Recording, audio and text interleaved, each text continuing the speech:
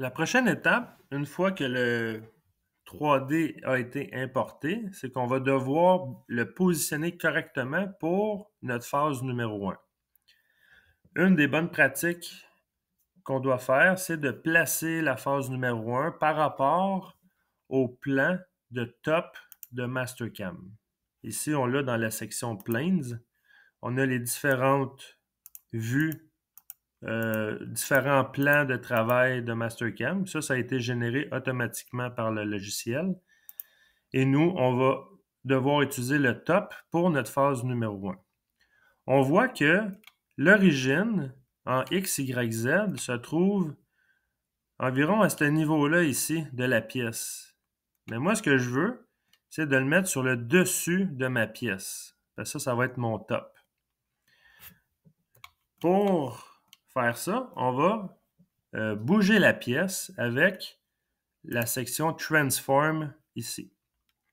On a différentes options pour bouger la pièce. Nous, ce qu'on va faire, c'est un Move to Origin. Quand je clique sur Move to Origin, ça va sélectionner ma pièce, sauf qu'il me demande de sélectionner un point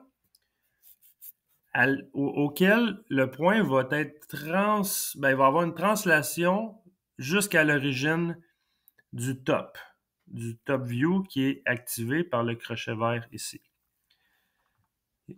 Là, c'est un point qu'ils vont demander. Ce qui fait que quand je vais sélectionner mon cercle ici, on voit un point apparaître au milieu ici. Là.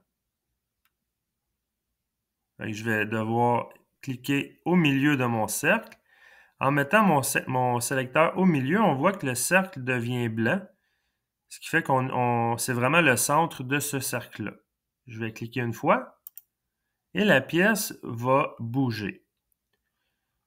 On voit maintenant que le top view de Mastercam est vraiment positionné sur le dessus de ma pièce. J'ai réussi l'opération que je voulais. Pour enlever la couleur mauve, je vais tout simplement cliquer à droite sur ma fenêtre et je vais faire Clear Colors. Et là, elle redevient gris. Si je regarde mon top view, on voit que c'est vraiment centré au centre de mon cercle. Et si je fais le front view, on voit que c'est bel et bien sur le dessus de ma pièce.